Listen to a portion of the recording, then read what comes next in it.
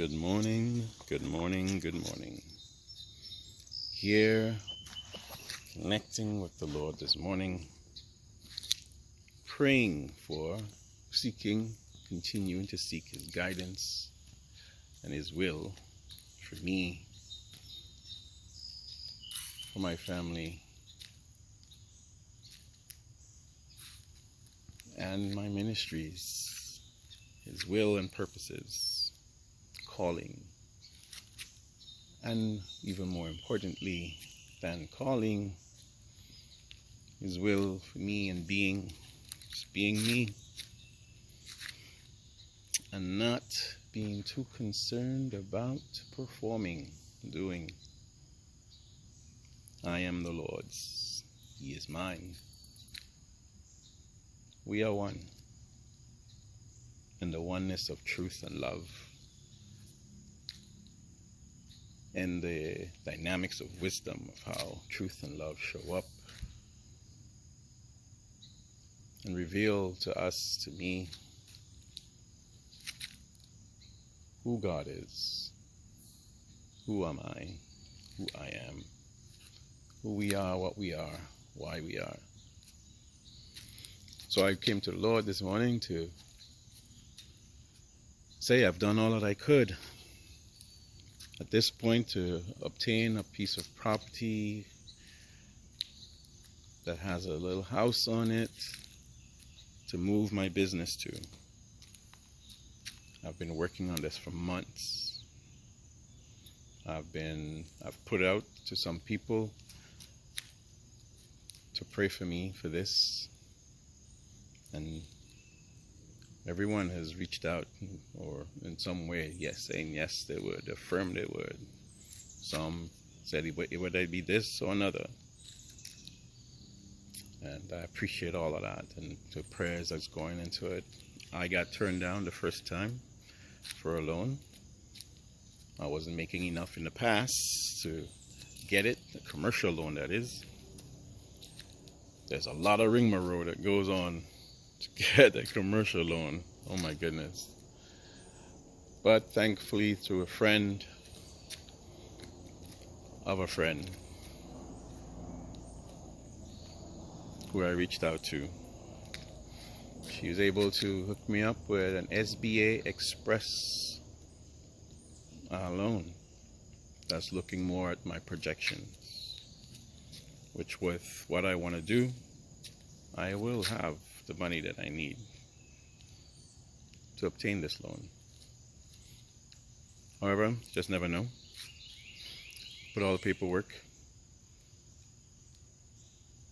realize one of the paperwork, something has expired that I need to work on. I'm actually working on, but I turned in what I had. I'm like, Lord, this is where I am. Done what I can. And I'm believing and claiming that this is of you, because I have no other messages, nothing else that says I should do otherwise. And then the thought of, so I asked myself, do I fully believe, I really believe 100% this is of God's will for me? And I started to say yes, and then I realized there were some doubts I was feeling. I'm like, well, I really believe this is what God's for me. However, I know there is uncertainty. I know I don't know for sure. Don't know, but it's in faith that I'm believing. Because I've believed before, trying to look at where that doubt that comes about because of the uncertainty, because I don't know what the end looks like. How does that doubt creep in? And I looked at the uncertainty and also looked at past experiences where I have believed that this was of God and it didn't show up the way that I wanted to. And while I've kept on believing and didn't let that shake my doubt, it affected me. It affected me. And this opportunity means so much to me that doubt crept back up or got stirred up.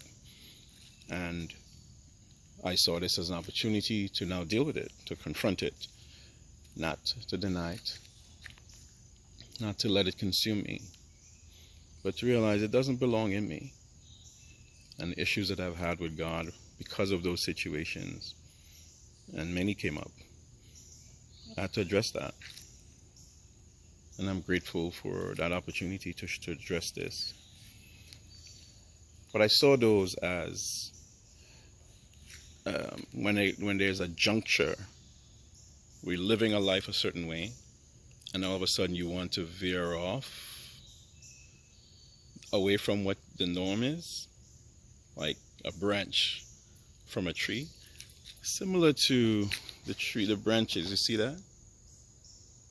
How that branch came off. That's the opportunity we have. And all these branches, when they veered off from the stem and became something else, that veering off is not a breakaway from the norm, from what is good, what is right. It is an opportunity of faith for us. For the trees, an opportunity of expression, an opportunity to receive more sunlight from the sun, to grow and give the tree substance, give the tree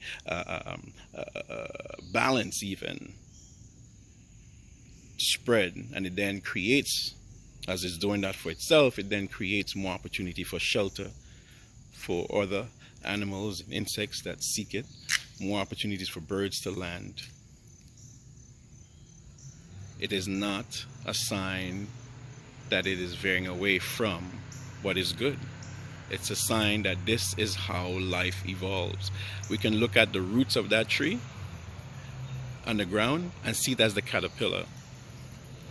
We can then look at the stem, the long stem that you see growing up here, as the cocoon, or I forgot the other name, pupae or something like that, that the moth or the caterpillar goes into. And the expression here with all the branches, it's just like the butterfly, the expression of the tree saying, receive all of me. What I like, what's powerful about the tree that we don't necessarily see in the butterfly, is that the roots is intact, still intact, the stem, then the branches and leaves are all still one. We don't always see that because the butterfly transforms from all of that into this other thing. So there's nothing wrong with that. It just goes to show that the caterpillar and the butterfly are the same, right? The butterfly has always been what it is in the caterpillar. The caterpillar is just a process that it came into the world with, but its essence, it's still a butterfly. You know, we as human beings and in the womb of our mothers are still human beings. You know, we come out as infants, come out, we grow into children, being children, adolescents, and we become adults. Being an adult is not what defines us. We are still human beings. And I think the tree helps me to see that. It doesn't stop from the ground up. It is what it is. So what does that say with regards to the faith? Going back to faith. When it decided to break off, it took a chance, a leap of faith. That's what we call it. It knew what it was doing. It knew what it needed to do. And it did not argue with itself, within itself. It didn't argue with the branch that veered off away from what appeared to be normal, because it did not attach itself to a way of life that says this is how we should be.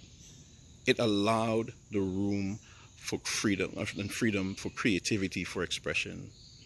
And I experienced that too when I'm dancing, when melody and lyrics come together in music, in a certain rhythm that connects with me and my own mind, and my spirit, my soul feels its energy, and I connect with the music and dance.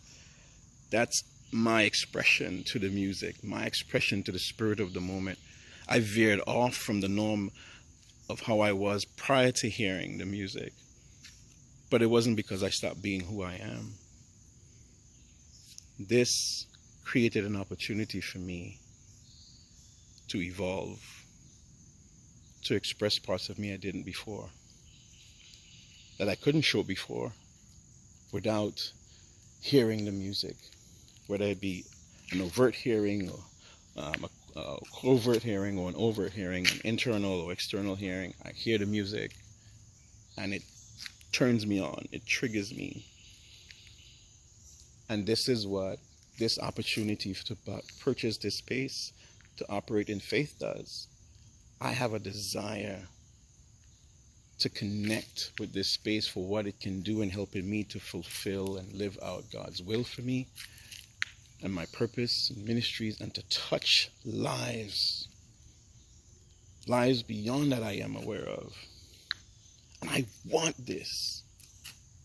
What I'm aware of is to not be so attached to it from an emotional perspective, especially, that I lose myself in it if I get it, or if I don't get it, I can't handle it. So I'm aware of those emotions. I'm aware that my emotions are excited about this opportunity.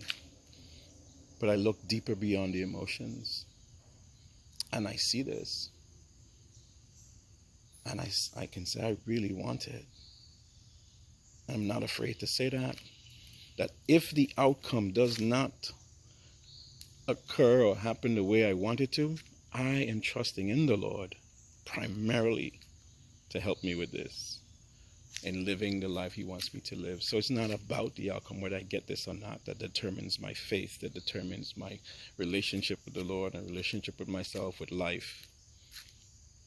I'm free of that. I don't need the substance or thing. They can help, but I don't need it.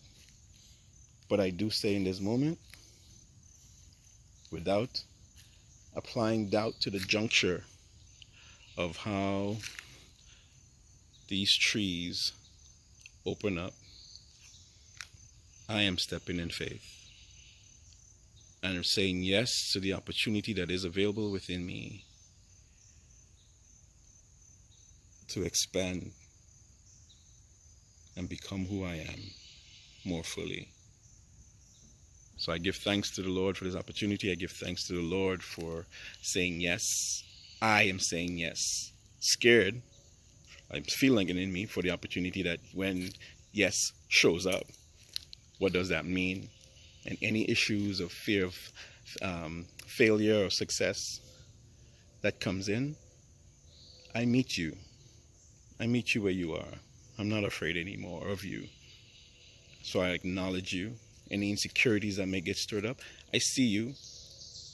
You're not wanting me to become my full self in the fullness of who I am, my greatness. I see you, afraid, scared. I am not running. This is what the Lord asks of us. This is what the Lord is asking of me. What is the Lord asking of you?